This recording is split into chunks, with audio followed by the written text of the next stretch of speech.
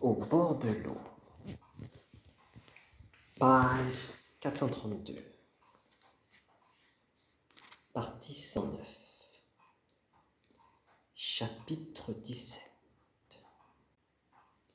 Alors, au bas des marches, un homme fit une saluade et attendit debout devant le treillis d'entrée. « Qui es-tu » demanda le préfet. « Itao, pour vous servir. Commissaire chargé de l'arrestation des brigands pour les 3 capitales, » répondit l'homme avec déférence. « Il y a quelques jours, » reprit le préfet, « le convoi d'anniversaire a été dérobé dans le monde bougeux. Est-ce que cette affaire relève de ta compétence ? »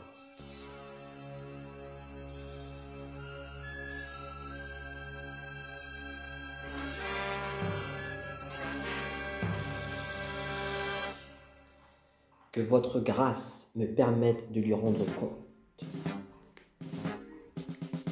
Depuis que j'ai été chargé de cette mission de justice, je n'ai, jour ou nuit, pas pris un instant de sommeil. Et j'ai envoyé mes meilleurs lignes, gens à l'œil vif et à la main prompte, patrouiller dans le monde des bougeons à la recherche des ravisseurs. En dépit des réprimandes et de bastonnades répétées, mes subordonnés n'ont pu trouver la moindre piste. Ce n'est pas manque de diligence, mais en vérité, je vous avoue être désemparé. « Baliverne » cria le préfet. « Si les supérieurs ne sont pas stricts, les inférieurs se relâchent, comme on dit.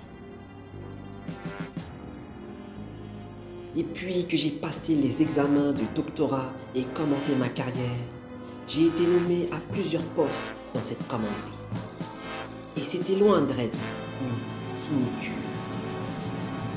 Or, présentement, le grand précepteur de la capitale orientale vient d'envoyer ici un messager porteur de ses instructions. Il m'assigne un délai de 10 jours pour que tous les bandits, sans exception, soient arrêtés et déférés à la capitale. Si ce délai n'est pas respecté, non seulement je serai démis de ma charge, mais encore, je me verrai infailliblement contraint à une promenade du côté des îles Charmelles.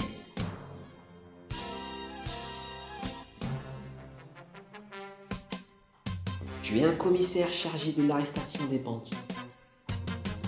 Mais ta négligence attire les calamités sur ma tête.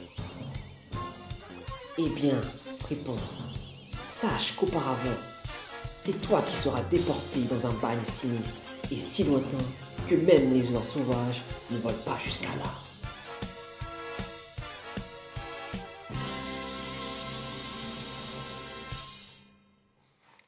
Aussitôt, mandant le tatoueur, il fit inscrire sur la face de Itao les mots « banni dans le district de », laissant un blanc. Si l'on peut dire le nom de l'endroit. Puis, de nouveau, il s'emporta. « Itao » gronda-t-il. « Si jamais tu ne captures pas les coupables, attends-toi sans rémission au plus lourd châtiment. »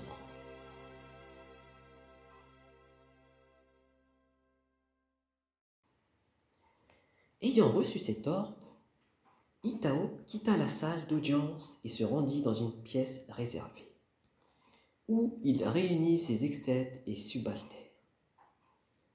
Et tous allèrent tenir conseil dans la salle des délibérations secrètes. Tous les subordonnés s'entre-regardaient. semblables à des oies sauvages au bec cloué par une flèche, ou à des poissons accrochés par les ouïes à un hameçon. Nul ne soufflait mot. Itao romput ce silence. D'habitude, vous passez votre temps dans cette pièce à régler vos petites affaires. Mais aujourd'hui, qu'il s'agit d'un cas épineux, vous voici tous muets. Vous pourriez tout de même, par pitié pour moi, avoir égard à la marque qu'on vient de me tatouer sur la figure. Sauf référence, commissaire, répondirent-ils. Nous autres, les petits, nous ne sommes pas de bois. Comment ne pas nous rendre compte de votre situation? Seulement, ces faux marchands étaient à coup sûr des bandits originaires d'une autre préfecture, venant de quelques montagnes lointaines ou de quelques campagnes désolées. Tombant à l'improviste sur le convoi, ayant immédiatement fait main basse sur tous les trésors, ils seront repartis dans leur repère pour mener joyeuse vie. Dans ces conditions, comment les attraper? Quand bien même nous saurions où les trouver, nous ne pourrions à la rigueur que les apercevoir, non les prendre.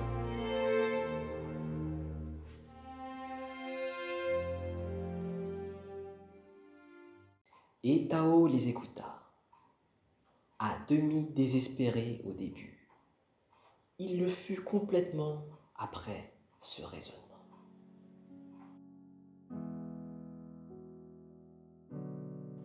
Il quitta la salle, sauta en scène et retourna chez lui. Attacha son cheval à l'écurie, puis, solitaire, s'abandonna à son chagrin.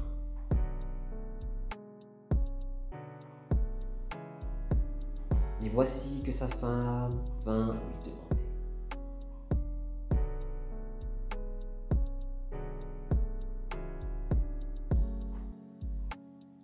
Mon mari, comment se fait-il que tu aies aujourd'hui l'air si morose? Je vais t'expliquer. Avant-hier, le préfet m'a remis un ordre officiel. En effet, une bande de brigands a dérobé dans le monde de Boujou 11 chargements de joyaux et de trésors que le chancelier Liang destiné à son beau-père, le grand précepteur Kai, comme cadeau d'anniversaire. Or, on ignore quels pouvaient être les malfaiteurs. Moi qui me suis confié la responsabilité de cette mission, je n'ai jusqu'à aujourd'hui pu arrêter qui que ce soit.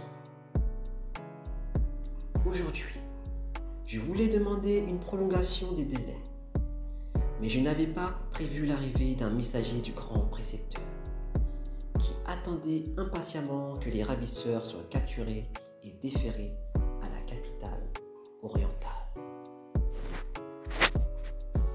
Le préfet m'a demandé des nouvelles des bandits.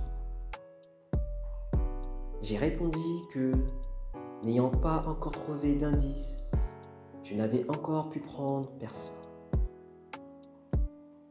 Alors le préfet m'a marqué au visage en laissant à remplir la place du nom du bagne.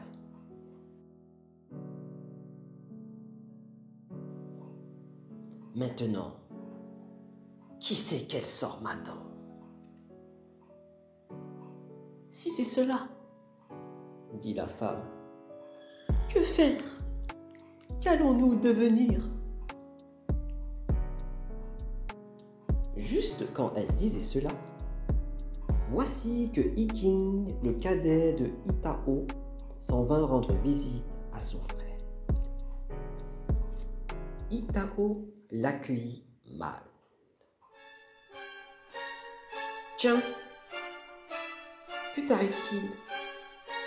Au lieu d'aller jouer dans les tripots habituels, que viens-tu faire ici?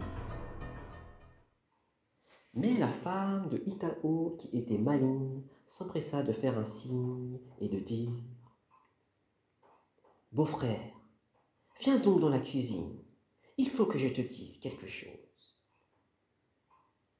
Ikong l'accompagna, et ils allèrent s'asseoir dans la cuisine.